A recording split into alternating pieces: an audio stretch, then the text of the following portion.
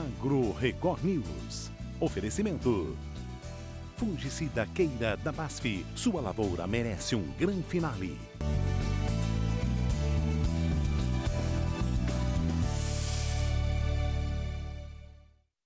Oi, bom dia para você. O Agro Record News está no ar. O Brasil está livre da gripe aviária. O Ministério da Agricultura comunicou à Organização Mundial de Saúde Animal. Desde a confirmação do caso de gripe aviária em granja comercial, há pouco mais de um mês, em Montenegro, no Rio Grande do Sul, o Brasil estava na expectativa para que o prazo de 28 dias terminasse. O período começou a ser contado a partir da desinfecção do local.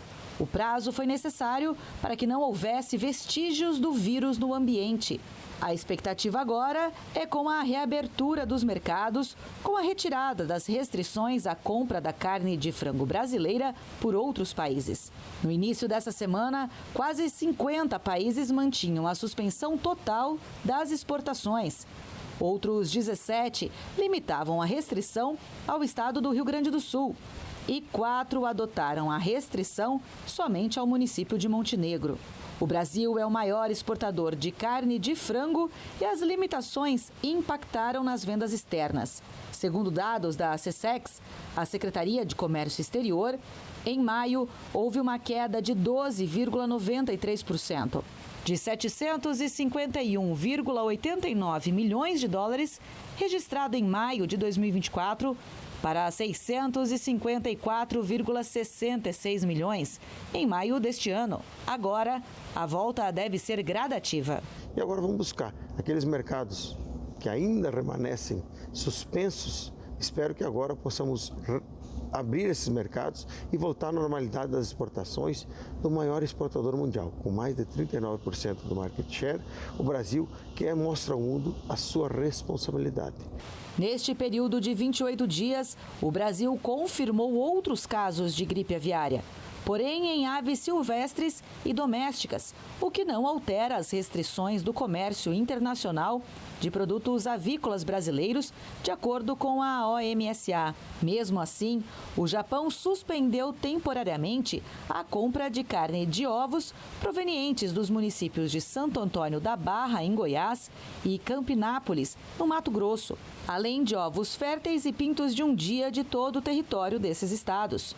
Os municípios confirmaram essa semana casos de gripe aviária em animais domésticos. A decisão do governo japonês segue o protocolo sanitário de regionalização estabelecido entre os dois países. Vários outros países têm lidado com esse problema ao longo dos últimos anos, mas nenhum conseguiu, num período tão curto de tempo e com tanta eficácia, mostrar ao mundo como a coordenação público-privada é capaz, pelo menos até esse momento, de evitar que o vírus que surja no ambiente comercial se espalhe contaminando outras produções. A gente sabe que o Brasil tem agido com uma diplomacia muito ativa, se antecipando, negociando, e a partir de agora não deve ser diferente. As organizações comerciais e diplomáticas brasileiras já estarão imediatamente em contato com aqueles mercados que fecharam as suas portas e que começam diálogos e negociações paralelas individuais.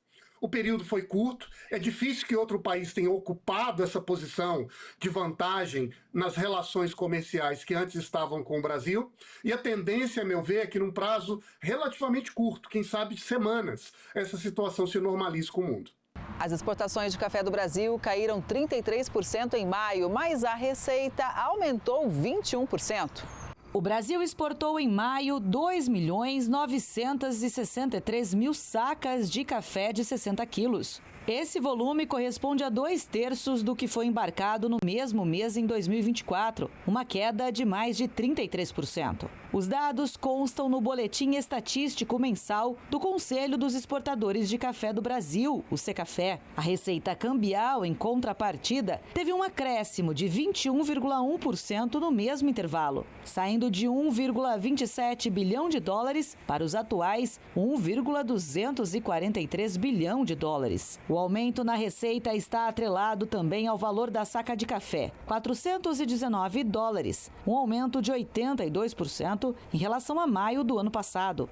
No acumulado do ano safra 2024-25, que vai de julho do ano passado a maio deste ano, o Brasil exportou 42.968.000 sacas de café, resultando no valor recorde de 13,691 bilhões de dólares. Na comparação com o período de julho de 23 a maio de 24, essa performance representa leve recuo de 2% em volume, mais expressiva alta de 52% em receita. Os valores elevados são resultado de perdas no potencial produtivo, principalmente decorrentes de eventos climáticos nos principais produtores mundiais de café, como Brasil, Vietnã, Colômbia e Indonésia. Uma estrutura de mercado, auge da entre-safra da safra 24, safra 25 ganhando tração, principalmente para os canéforas, observando ali uma pressão muito grande em cima dos estoques e inclusive estoques de café certificados à bolsa com certa retração. Os Estados Unidos lideram o ranking das exportações brasileiras no acumulado deste ano, com a importação de mais de 17% do total embarcado. O café arábica foi o mais exportado nos 5 primeiros meses deste ano. O segmento do café solúvel veio na sequência, seguido pela espécie canéfora, que é o conilon mais o robusta, e o setor industrial de café torrado e torrado e moído. Os cafés especiais, que são de qualidade superior e com selos e normas de sustentabilidade e boas práticas, também conquistaram o mercado. São os cafés diferenciados, que são os cafés que apresentam qualidade superior e selos e normas de sustentabilidade e boas práticas. Exportamos 3,7 milhões de sacas nesse período, que representou 25% de todas as exportações em valor, o que representa 1,6 bilhão de dólares. Nós tivemos um preço médio de 440 dólares por saca e isso representou um ágio de cerca de 16% em relação aos nossos naturais médios, que foram de 380 dólares por saca. O frio e a chuva estão impactando na colheita de café. A mudança na temperatura desacelerou a maturação do fruto. Praticamente todas as regiões produtoras de café arábica no Brasil estão registrando temperaturas mais baixas e chuvas nos últimos dias. Isso tem reduzido o ritmo da colheita da safra 2025-2026, de acordo com dados do CPEA. O clima não compromete a qualidade do fruto, mas as chuvas limitam as atividades no campo e o frio desacelera a maturação. Levantamento do CPEA mostra que a colheita de café no sul de Minas Gerais, nos primeiros dias de junho, se aproximava dos 20% da produção esperada. No noroeste do Paraná, as atividades somavam entre 25% e 30%. E na Alta Mogiana Paulista e no Cerrado Mineiro, totalizam de 7% a 10%. Situação bem diferente da do ano passado. Nesta época, o calor antecipava a maturação dos frutos e os trabalhos no campo estavam adiantados. E para a safra 2025-2026, o setor cafeiro deve ter à disposição mais de 7 bilhões de reais pelo FUNCAFÉ. O setor cafeeiro terá recursos maiores na safra 25-26.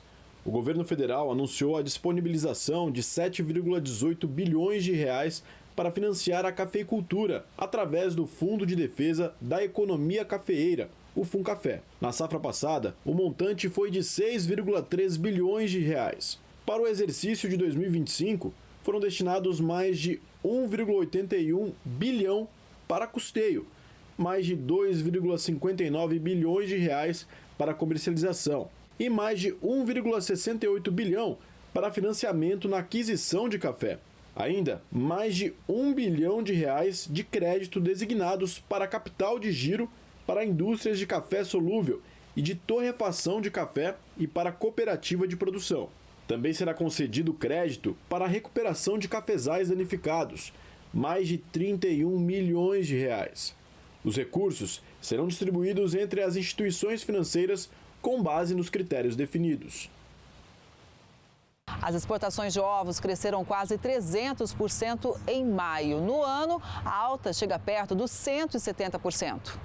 As exportações brasileiras de ovos, incluindo in natura e processados, totalizaram 5.358 toneladas em maio. Os números são da Associação Brasileira de Proteína Animal. O volume supera em 295,8% o total embarcado no mesmo período do ano passado. A receita dos embarques em maio acumula alta de 356%, chegando a 13.756.000 dólares. As vendas externas da carne de frango também tiveram crescimento. De janeiro a maio, foram comercializadas 18.357 toneladas, alta de 165% em relação ao mesmo período de 2024. Em receita, o valor atingiu 42 milhões de dólares nos 5 primeiros meses do ano, saldo 195% maior que o registrado no ano anterior. Os principais destinos foram Estados Unidos, Chile, Emirados Árabes, Japão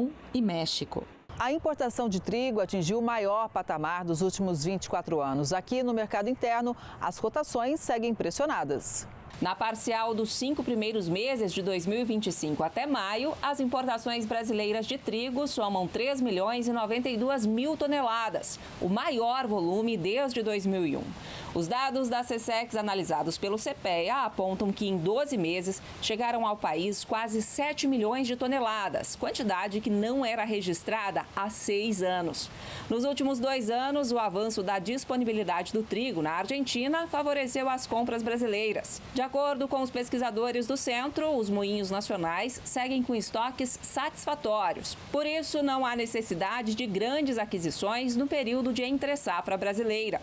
Os produtores por aqui seguem focados nas atividades em campo. Levantamentos do CPEA mostram que as negociações permanecem pontuais e as cotações do trigo em grão seguem pressionadas desde abril, quando atingiram os maiores valores do ano.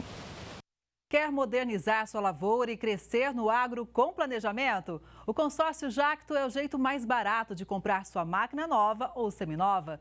Com toda a tradição de quem está sempre ao lado do produtor rural, a Jacto oferece uma solução segura e planejada para investir no seu negócio sem precisar comprometer suas economias de uma só vez. Com o consórcio Jacto, você conta com planos especiais, com a primeira parcela grátis, contemplação a partir do 6º mês e taxa administrativa de apenas 7% no período. Tudo isso com prazos e parcelas que cabem no seu bolso. Quer saber mais? Então aponte agora a câmera do seu celular para o QR Code aqui na tela e fale com um dos especialistas sobre o consórcio Jacto. Aproveite já essa oportunidade de renovar ou adquirir seu maquinário. Jacto, ao seu lado, sempre. E agora a gente fala do arroz. O Brasil mais importou do que exportou o grão em maio. As importações brasileiras de arroz cresceram em maio, mesmo sendo um período de maior oferta doméstica. Os dados da SECEX analisados pelo CPEA apontam que o volume ultrapassou o total embarcado. Foram 126,12 mil toneladas de arroz em casca adquiridas no mês passado, alta de 26,53% em comparação ao mês anterior, mas queda de 10,6% sobre maio de 2024.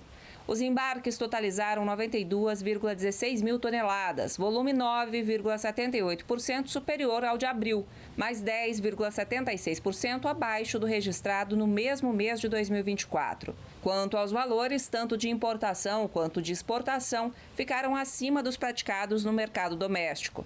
De acordo com o levantamento do CPEA, alguns agentes seguem ativos, oferecendo preços menores, enquanto outros se mantêm afastados com dificuldades para repassar custos, optando por não formar estoques. A Conab subiu mais uma vez a estimativa para a produção de grãos e fibras da safra 2024-2025.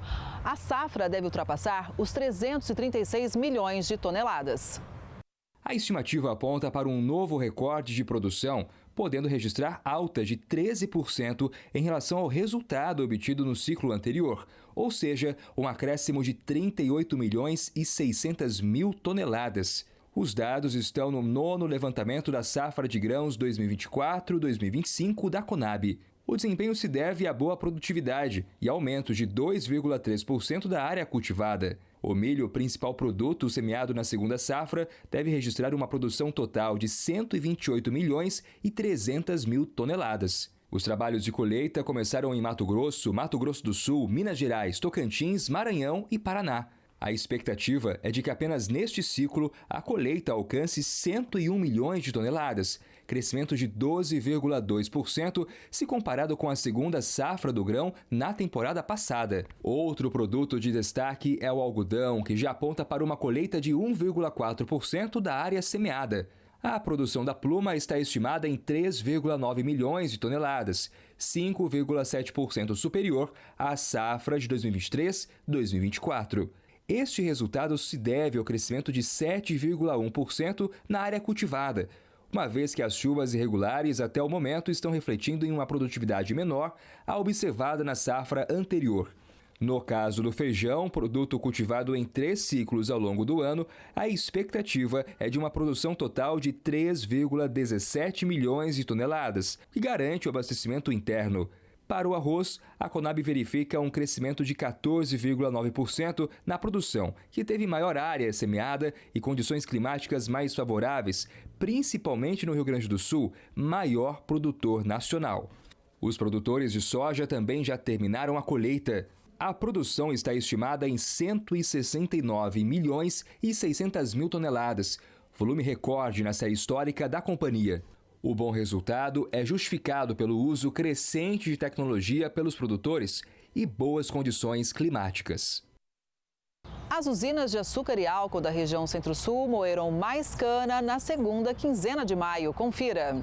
As unidades produtoras processaram 47 milhões 840 mil toneladas na segunda quinzena de maio, ante 45 milhões 360 mil toneladas da safra 2024-2025. No acumulado da safra 2025-2026 até o final de maio, a moagem chegou a 124 milhões de toneladas, ante 141 milhões de toneladas registradas no mesmo período do ciclo anterior. A produção de açúcar na segunda metade de maio totalizou 2 milhões 950 mil toneladas, um crescimento de quase 9% em comparação com a quantidade produzida em igual período na safra anterior. No acumulado desde o início da safra até 1º de junho, a quantidade produzida cai quase 12%. Já o etanol apresentou queda de 3,21% no hidratado e de 2,98% no anidro, na segunda quinzena de maio. No acumulado do atual ciclo agrícola,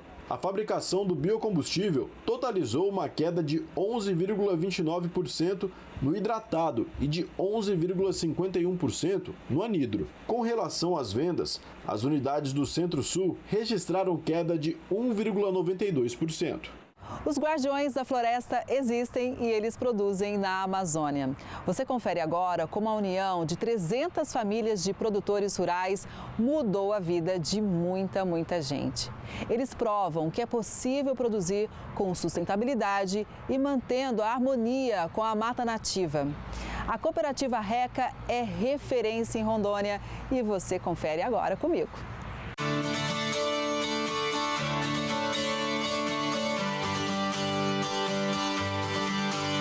Produção agrícola e meio ambiente são aliados por aqui. Estamos no distrito de Nova Califórnia, que fica a 360 quilômetros da capital Porto Velho, a 15 quilômetros do Acre, a 10 quilômetros do Amazonas e a 20 quilômetros da Bolívia. Por isso, o local é chamado de Ponta do Abunã. O foco é a preservação da floresta amazônica e a recuperação das áreas degradadas com o reflorestamento pelo cultivo de frutos nativos. Acho que a gente está aqui com 35 anos de luta, implantando sistemas agroflorestais. Esse modelo bonito que vocês estão vendo aqui atrás, onde a gente tem entre 20 e 40 espécies de frutíferas nativas da região, agregando valor, renda às famílias. Eu acredito muito que é possível sobreviver na Amazônia, respeitando a sociobiodiversidade, extraindo produtos florestais através do extrativismo e também recuperando as áreas que foram degradadas, reflorestando, onde nós podemos ter uma série de valor agregado, fixando a família do pequeno agricultor no campo e gerando renda e qualidade de vida. Agricultores que vieram de várias partes do país na década de 1980 fundaram a cooperativa RECA. Nós, agricultores do RECA, nós iniciamos de um projeto de demarcação do INCRA, né? Isso aconteceu na década de 80. A maioria dos nossos agricultores vieram de várias partes do Brasil. Vieram para cá e começaram a meter o machado naquela época, a motosserra, e derrubar a floresta. Plantar arroz, feijão e milho. E com o tempo o pessoal perceberam que, além de muita doença, com o desmatamento que houve na época, muita malária, plantar arroz, feijão e milho aqui não tinha para quem vender, porque não tinha estrada. Aqui não tinha cidade e não tinha como transportar para fora. E começaram então na época a plantar um tal de consórcio. A gente não pode deixar de ressaltar que eu acho que uma das maiores riquezas que aconteceu no RECA na história é que quando o RECA começou, esses agricultores que vieram de outras partes do Brasil não conheciam nada da floresta amazônica, nada. Mas aqui tinham os amazônidas, os acrianos, os rondonienses, os amazonenses. Nós estamos na região de tríplice fronteira, né? Que conheciam muito do açaí, da castanha, do cupuaçu. E a gente conta muito que o que deu certo, que fez o RECA estar dando certo hoje, foi o conhecimento que as pessoas que vieram, principalmente da parte sul do Brasil, sobre cooperativismo e associativismo, juntou esse conhecimento com os amazônidas que conheciam da floresta. Hoje, são mais de 300 famílias de produtores rurais de Rondônia, Acre e Amazonas e vários produtos comercializados, como palmito de pupunha, mel de florada silvestre, óleos vegetais, doces, geleias, licores, polpas de frutas amazônicas e a castanha do Brasil. E você aí, já ouviu falar do cupulate? É o chocolate de cupuaçu sem nada de cacau. Bom, a gente sabe como o mundo tem enfrentado uma queda na produção do cacau, então eu vou experimentar esse chocolate 65% de cupuaçu. Macio e sensacional. Aqui não existe desperdício. Os resíduos das produções vêm para essa área de compostagem. Tudo vira adubo orgânico que volta para as lavouras. É tanta vantagem que uma usina para esse trabalho está sendo construída. As iniciativas são cada vez mais reconhecidas, inclusive com certificações. Nós temos a certificação do IBD, com reconhecimento para o Brasil, Estados Unidos e Europa, e uma outra certificação chamada UEBT Bioregenerativa, onde as duas certificações exigem e são acompanhadas e monitoradas por todos os parâmetros de legislação trabalhista e respeito à sociobiodiversidade, e isso vale muito porque traz reconhecimento para várias empresas, para vários negócios nossos. Cerca de 1.500 pessoas vêm para cá todos os anos conhecer o trabalho que é realizado aqui. Hoje, 1.100 hectares de reflorestamento têm uma ótima produção e 4.000 hectares são destinados ao crédito de carbono. Cada pequeno agricultor cuida de uma área específica. O produtor ele tem essa parte de monitoramento de um ano, onde é feito o ciclo de monitoramento da sua área. E através disso tem a geração de crédito de carbono, onde ele recebe um recurso individual. O produtor hoje ele tem acesso a 40% do recurso individual, onde que tem uma parte que fica no fundo coletivo também, que vem um benefício para o produtor, porque ajuda no auxílio da cooperativa em investimentos e melhorias. E ele também recebe o seu recurso individual através do seu serviço ambiental que ele tem de preservação da sua área, né? Hoje a gente já está com o projeto no seu 8º ciclo, então já são 8 ciclos de pagamentos que os produtores recebem através da geração de crédito de carbono pela floresta. Há também o impacto social, que vai muito além da área da cooperativa. Nós estamos muito distantes do nosso município de Porto Velho e aqui na região a gente atende a mais de 3.000 famílias. Na verdade, se for contar todos os alunos que vêm fazer estágio, vêm fazer pós-graduação, doutorado, projetos de residência na organização nossa, é uma das coisas que dá muita satisfação. Temos pessoas que vieram fazer estudo e ficaram trabalhando com a gente. As escolas famílias agrícolas, por exemplo, os jovens vêm fazer o estágio aqui e vários estão trabalhando conosco. Nós temos uma equipe técnica composta, a maioria por jovens, ex-jovens de escola de família agrícola. Outras atividades que nós também fazemos é porque vocês mesmos viram a distância do nosso município. Então, assim, praticamente todas as atividades sociais que a Prefeitura, o INSS e outras ações vêm para a comunidade, eles usam as nossas instalações. A cooperativa RECA conta atualmente com 5 agroindústrias. Nesta é feito o beneficiamento do palmito de pupunha. O produto, que já foi cortado um dia antes no campo, chega e já é descascado. Depois vem a etapa de lavagem e de corte, picado ou rodelas, e ainda tem o palmito, que é vendido inteiro, e o banda, que usa partes quebradas do inteiro. Por ser um produto em conserva, o controle de qualidade é rígido. É feito os cortes separadamente, o envase, é feita a curva de acidificação para poder adicionar a salmoura no palmito, e em seguida é feito o cozimento. Após o cozimento, a gente retira as amostras de palmito para poder fazer a análise de laboratorial para ver o pH. Em seguida, o palmito ele vai, depois de processado, ele vai para quarentena, num período de 15 dias, de 15 a 40 dias. Depois vem a rotulagem, que é feito o controle de qualidade, o toque sensorial, a qualidade, para ver se não ficou nenhum defeito, para poder fazer a rotulagem e levar para o estoque. Já tomou suco de cupuaçu? Mas sabe como ele é beneficiado? Primeiro, tudo é pesado e a qualidade checada. O que é orgânico é processado primeiro e só depois entra o convencional. Os frutos quebrados já são separados e não seguem para a fábrica. Na esteira já é feita a limpeza e depois a quebra.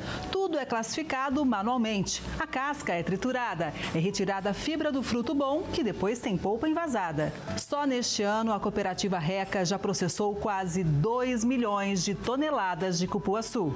Gera muito emprego e renda para as famílias, né? Então o cupuaçu tem uma importância muito grande hoje para a cooperativa Projeto Reca. Eunice é filha de um dos fundadores da cooperativa, que apoiou os estudos dela. A importância é a formação dos jovens, das filhos de produtor rural, para que eles dão continuidade na agricultura familiar e também continue dentro da formação da cooperativa, para que as nossas origens não morram, né? Para que a gente continue trabalhando na sustentabilidade da floresta e agregação de valores. Hoje cultiva principalmente cupuaçu e açaí. Ela diz que no passado houve muita dificuldade, mas foi em grupo e na diversidade que toda a comunidade se fortaleceu. Antes, no início, a gente trabalhou muito com mutirão, porque nós não tínhamos aonde nos agarrar, né? Então tinha que os grupos, foi formado em grupos, e esses grupos então trabalharam muito em mutirão. Hoje a gente não trabalha mais tanto em mutirão, mas ainda continua a união da produção, que a gente sabe que se a gente não vender nossa produção na cooperativa, que a gente não vende, né? A gente coloca lá para depois vender para os grandes mercados, a gente não tem uma agregação de valor maior. E é isso, é ser apaixonado pela floresta, pela fauna e a flora.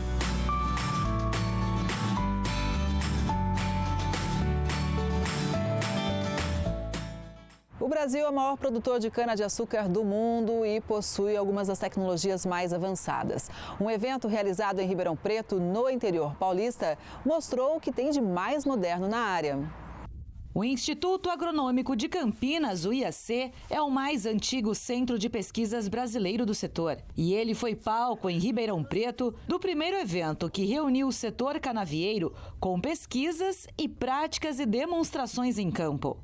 O primeiro Cana Show apresentou 14 estações de conhecimento e um dos destaques, claro, foi a parte da demonstração do plantio da cana, com todas as novidades e tecnologias envolvidas no processo. As tecnologias que chegam lá para o produtor, elas têm uma origem. Essa origem é um centro de pesquisa, uma unidade de pesquisa como essa aqui do Instituto Agronômico aqui em Ribeirão Preto. É a oportunidade da gente falar diretamente com o produtor. Que eles têm a oportunidade de ver muitas tecnologias de cana-de-açúcar, né?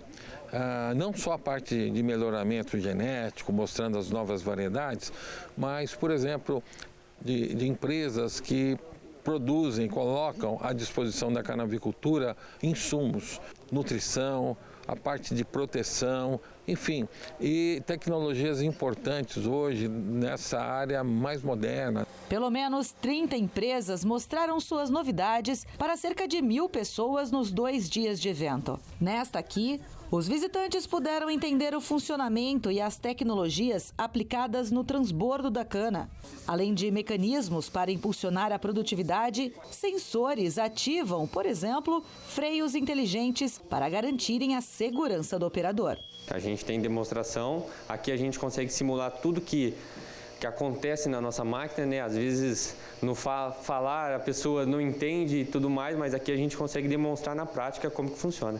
O primeiro micro-ônibus híbrido a etanol do Brasil, com previsão de vendas para o ano que vem, era uma das novidades do evento, assim como opções modernas de estações meteorológicas. Em tempos de mudanças climáticas, esses dispositivos ajudam o produtor rural na tomada de decisões, inclusive com previsões, e são ferramentas importantes no dia a dia em caso de sinistros. Qualquer eventualidade que possa ocorrer na sua lavoura ou dentro da sua propriedade e você tendo uma estação meteorológica conseguir comprovar que ocorreu um sinistro climático, você consegue ter uma facilidade maior de comprovar a veracidade dos dados ali através dos dados que é oferecido pela estação e apresentar para a seguradora, né? Quem esteve no evento aprovou o formato. Hoje em dia é um desenvolvimento, muita tecnologia, né? Se a gente não acompanhar, a gente fica para trás, né? Então, aqui é uma coisa bem prática, né? Bem para a gente poder estar vendo aqui as coisas acontecendo. Nossa, é muito bom. A gente vai aprendendo muito, né? Isso ajuda a gente lá no campo, no dia a dia. As exportações paulistas perderam espaço entre os estados que mais venderam para o exterior nos 5 primeiros meses do ano. Mas a balança comercial do estado ficou positiva. O agro paulista teve um superávit de 8 bilhões e meio de dólares na balança comercial de janeiro a maio deste ano. Apesar do número positivo, o agronegócio de São Paulo registrou queda de 11% nas exportações e aumento de 5,6% nas importações. O valor representa uma retração de quase 15% em relação ao mesmo período do ano passado. A participação do agronegócio no total das exportações no estado foi de 40,6%. Os grupos de produtos mais vendidos foram complexo sucroalcooleiro, setor de carnes, complexo de soja, grupos de sucos e produtos florestais. Entre os estados exportadores, São Paulo ficou em segundo lugar, com 16,3% do total nacional das exportações, atrás de Mato Grosso, com 17,3%. O mercado do boi segue com preços firmes agora em junho. Confira.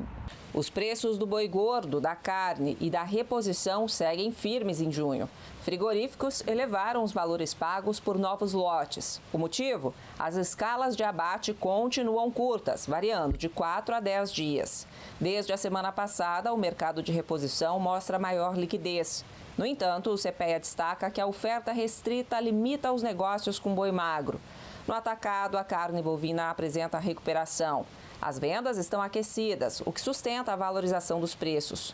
Ao mesmo tempo, as exportações também avançam. Segundo a SECEX, o Brasil faturou 5,8 bilhões de reais entre janeiro e maio de 2025. O valor representa alta de 22% frente ao mesmo período de 2024. Esse desempenho reflete 2 fatores. O volume exportado subiu 10% e os preços médios em dólar aumentaram na mesma proporção. Em relação à carne suína, as exportações bateram recorde para maio. Os dados da SECEX analisados pelo CPEA apontam embarque de 117,5 mil toneladas no mês passado. O volume representa queda de 8,1% frente a abril, mas alta de 13,7% na comparação com maio de 2024. Desde abril do ano passado, o Brasil exporta mais de 100 mil toneladas por mês. Ou seja, o desempenho consolida uma nova marca para o setor nacional. No mercado interno, os preços da carne suína e do animal vivo caíram no fim de maio. No entanto, reagiram entre os dias 3 e 10 de junho.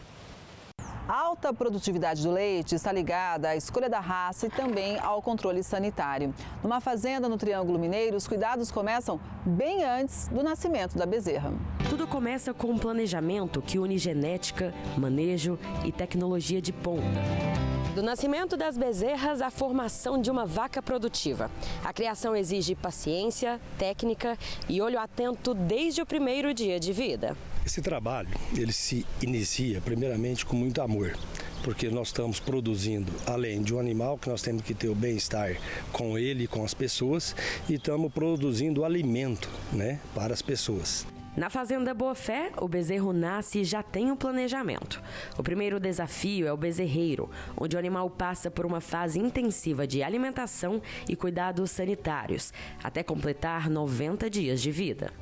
Ele alcança o peso de 120 quilos, Nesses 90 dias, ele tem o período que ele toma 3 litros cedo, 3 litros à tarde. Aí depois tem o período que já é cortado 3 litros, só que ele já está ingerindo ração, silagem, feno, né? E todos os cuidados de saúde, né? E depois é cortado com mais 10 dias 3 litros de leite e com 90 dias é feita a desmama dele, que vai para o setor de recria. Quando atinge 340 quilos e 1,30 m de altura, a novilha entra no ciclo reprodutivo. Tudo é controlado com precisão. Ela vai estar em torno de 13 meses de idade, que é onde que o nosso rebanho hoje começa a entrar em reprodução. E aí é feita as transferências de embriões. Hoje, a Fazenda Boa Fé está com a média de 2,6 transferência por prenhez. Esses animais hoje nossos estão parindo entre 24 e 25 meses de idade. Com uma média diária de produção de até 44 litros nos lotes mais produtivos, Pedro reforça que a nutrição é uma das engrenagens mais importantes da cadeia. Cada fase da vida da vaca exige uma dieta específica e tudo é monitorado. O pré-parto de 21, ele precisa de ter uma alimentação diferente, que ele está sendo preparado para o parto. O pré-parto de 60 dias é outra alimentação, ele não pode engordar, ele tem que manter. Então tem todo um critério por trás da alimentação que ela recebe. Além da nutrição, o cuidado sanitário com o rebanho também é prioridade. Desde o nascimento, o animal segue um rigoroso calendário com vacinas, controle de vermes e exames. O objetivo? Longevidade e alta produção. Essas são as estrelas da produção. Vacas em plena lactação que demandam cuidados redobrados para manter a saúde e a constância do leite. Por isso que os barracões são todos.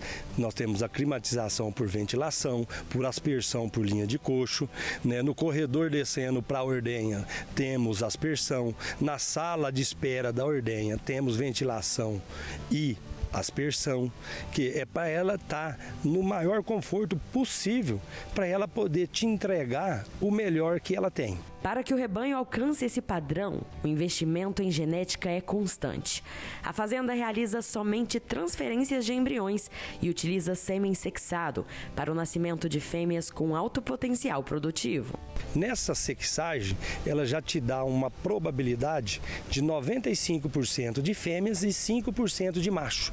A raça escolhida aqui é o Girolando, que combina a rusticidade do gir com a alta produção da raça holandesa. Há uma estimativa aí do IBGE que diz o seguinte, que em torno de 80% do leite produzido em território nacional advém de animais cruzados, animais mestiços, aonde a grande maioria desse rebanho cruzado mestiço é da composição Girolando. A região de Uberaba é um dos berços desse desenvolvimento. Só em 2023, Minas Gerais produziu mais de 9 milhões de litros de leites, segundo o IBGE. Por trás de cada litro de leite há um sistema complexo e multidisciplinar. Engenharia genética, gestão de equipe, nutrição, sanidade e, acima de tudo, amor pela produção. Na verdade, é o amor pelo leite, pela pecuária brasileira. E tudo tem um cunho social. Ajudar o próximo a ter um alimento saudável e que é o leite. Com os preços dos alimentos em queda, a inflação desacelerou para 0,26% em maio. Os dados são do IBGE. No grupo Alimentação e Bebidas, a variação inflacionária foi de 0,17% em maio, frente a 0,82% em abril, menor variação mensal desde agosto de 2024. Vários alimentos contribuíram para esse resultado. A redução do preço do tomate foi de 13,52%, do arroz de 4%, do ovo de galinha 3,98% e das frutas 1,67%. No lado das altas, os destaques foram a batata inglesa, com aumento de 10,34%, a cebola de 10,28%, o café moído 4,59% e as carnes com 0,97%. No ano, a inflação acumulada é de 2,75% e nos últimos 12 meses, 5,32%. Cada vez mais a produção de painço conquista espaço no Distrito Federal. É uma boa opção para a rotação de cultura. Pequenas sementes, pequenos cereais que lembram muito o alpiste. A gente está falando do painço, que é utilizado bastante aqui no Distrito Federal para a rotação de cultura. Ele é utilizado principalmente para a alimentação de aves. É rico em proteínas, vitaminas, minerais. É uma planta rústica com um ciclo muito precoce e que é mais uma opção para aquele produtor que quer fazer o fechamento da janela de plantio na safrinha. O ciclo do painço tem em torno de 90 a 100 dias. E como é uma cultura de ciclo muito rápido, a gente consegue fazer essa rotação e mais uma vantagem para o produtor. Foi o que aconteceu com o Gustavo. Ele está colhendo nesta safrinha cerca de 30 sacos, ou 1.800 quilos de painço, e teve uma margem líquida de 260%, um lucro de R$ 1.300 por hectare. O cereal foi uma grata surpresa. O bom dele é que você investe pouco e ele te retorna uma quantidade boa. Diferente do milho, que você tem que investir muito para ter esse retorno. Além do baixo investimento e alta lucratividade, o fácil manejo chamou a atenção do produtor. Ele depende de pouca água, né? Na safrinha, ele é plantado na safrinha. E você faz o plantio, prepara a área fazendo o herbicida e depois basicamente a dessecação para colher. E o resultado tem sido bom. Antes do painço, ele plantou nesses 40 hectares milho para silagem. E provavelmente essa será a próxima cultura.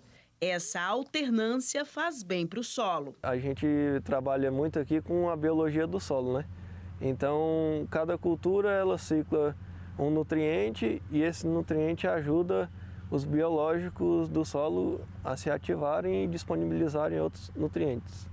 Então, cada cultura faz um papel diferente. O técnico da Emater diz que os produtores do DF estão cada vez mais aderindo ao painço. E normalmente eles vendem esse cereal, essa semente, para quem? Bom, as indústrias compradoras do painço são indústrias com dois focos. A principal, como você ressaltou, é a alimentação de aves, mas ele também pode ser triturado na forma de farinha ou farelo para alimentação humana. Então, por isso é importante a diversificação das agroindústrias aqui no Distrito Federal que a gente tem. Então, a gente consegue escoar esse produto aqui na agroindústria local. Fruta típica da região sul do país, a uva já é bastante cultivada na Bahia com irrigação, mas agora também conquista espaço no Cerrado. Uma produtora investiu lá em Goiás e o resultado foi surpreendente. O desejo de ter o próprio parreiral surgiu depois que a Leciane e o marido fizeram uma viagem para o Rio Grande do Sul. A vinícola lá tinha um parreiral de 2 hectares. E esses 2 hectares, eles já faziam visitação e eles recebiam as pessoas, depois levavam para a indústria. Lá eles só produzem vinho nessa vinícola que eu fui. E daí que me despertou, porque 2 hectares é pequeno quando você compara a soja, que é da onde a gente vem, Então, que são grandes áreas. E eu fiquei impressionada de ter um cultivo rentável em pequenas áreas. Leciane é engenheira agrícola e já plantava soja. Para empreender e montar um parreiral, teve que estudar, e muito. Eu comecei a pesquisar, existem outros em Goiás grandes produtores, e comecei a visitar esses negócios. Depois de visitar esses negócios, eu fui atrás de qualificação. Então eu fiz um curso pelo Sistema 5S, FAEC Senar. Aí, através de lá, eu comecei a entender. O parreiral de 3.000 metros quadrados, que fica no município de Avelinópolis, a 70 quilômetros de Goiânia, já existe há 3 anos. Do começo até agora, Leciane já enfrentou muitos desafios. Primeira coisa foi os manejos de nutrição da planta. Eu tive problema com intoxicação na planta, eu já tive problema com fitotoxicidade, deriva de outras culturas, porque a planta da uva, ela é uma planta extremamente rústica, sensível. Então, Então, já aconteceu deriva de produtos que vem aqui e intoxicou minha planta, doenças, né, na planta por conta do clima. A uva que foi plantada aqui é a Isabel Precoce. As mudas vieram de Minas Gerais. Deu muito certo porque a uva é mais rústica. Agora, em julho, acontece uma safra maior, em dezembro, uma safra menor, a chamada safrinha. Nesses 2 períodos, o espaço será aberto ao público que pode vir experimentar a uva, pegar aqui direto do pé, do cacho e experimentar também as delícias que são feitas com essas uvas aqui. A Leciane produz aqui suco, vinho, geleia e polpa para quem quiser levar para casa, fazer o suco em casa. O suco que é engarrafado e tudo mais, eu não tenho nem aqui para te mostrar, vou ter que mostrar fotos e vídeos que foram registradas, porque o tanto que faz é o tanto que vende. Isso, é um suco tinto, não tem adição de açúcar, não tem adição de conservante, é simplesmente uva. O vinho, a gente está mostrando aqui agora, inclusive, tem uma cor maravilhosa. Olhando assim, parece até mel. Ele é um vinho rosé, não tem adição de açúcar, é um vinho rosé seco, é um vinho colonial, porque não é um vinho de uva fina. A Isabel é uma uva labrusca, né? Uma uva de mesa. A geleia experimentei também aqui com uma torradinha, mas super combina, por exemplo, com um pedacinho de queijo. Com certeza. É uma geleia que é só uva e açúcar, não tem adição de conservante e você pode perceber que não é uma geleia que tem muito açúcar, então você sente a fruta. Por enquanto, Leciane conta com a ajuda de um funcionário. Essa amarração que ele está fazendo é para conduzir as varas que vão engrossar depois da próxima colheita. Em julho, eu vou estar com a planta toda, com o fruto todo formado, doce, e aí eu começo a visitação. Agora, uma curiosidade. Essas roseiras plantadas em cada fileira servem de vigias para as uvas.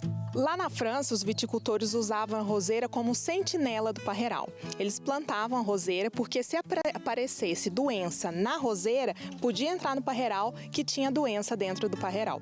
Só que hoje em dia a gente não usa, mas o costume ficou, traz um paisagismo bonito e a roseira é conhecida como o dedo duro da videira. Se tiver problema na roseira, tem problema na videira. Dá para plantar uva em Goiás? Demais, com certeza. A arte de fazer celas é levada a sério. Adriano Ferreira aprendeu a profissão desde muito cedo e hoje comanda a própria fábrica. Uma história de muito amor e dedicação. Olhando assim, parece um molde qualquer. Mas em uns 40 dias, essa peça artesanal vai se transformar em uma obra de arte personalizada. A partir deste molde, será confeccionada uma sela para cavalo. As mãos calejadas do homem que conhece essa arte há quase 30 anos mostram agilidade em cada etapa do processo. Neste espaço, Adriano está há 6 anos e por aqui já fabricou 1000 selas e para todo tipo de cavalo. Desde competição ao trabalho duro na fazenda. A mais comum é a americana, um tipo de sela usada para o manejo do gado. Antes de começar a esculpir uma peça tão única, o celeiro precisa de algumas informações do cavalo e do cavaleiro. Tem a sela que é de campo e tem a sela de competição. A sela que é de campo normalmente é um cavalo que não é um cavalo de porte tão atlético. Então tem que ser uma sela com armação mais fechada, que a gente fala.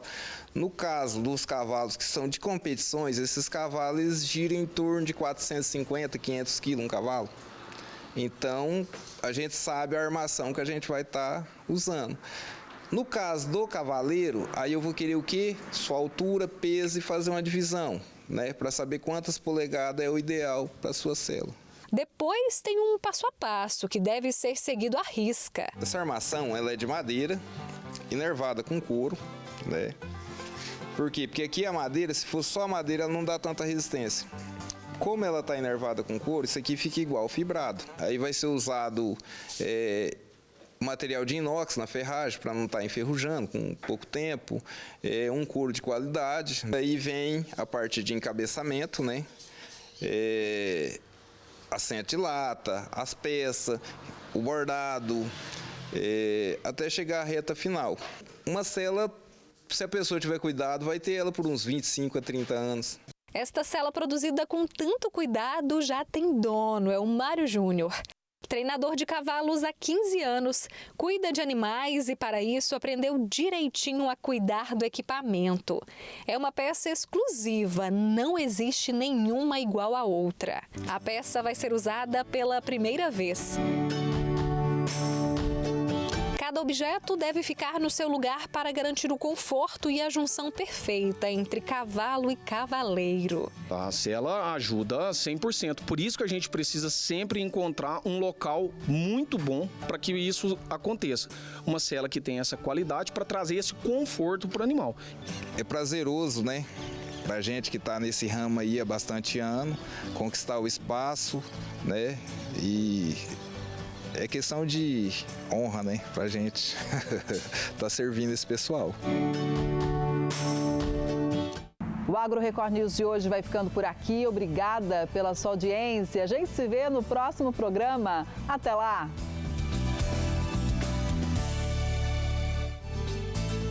Agro Record News. Oferecimento. Fungicida Queira da BASF. Sua lavoura merece um grande finale.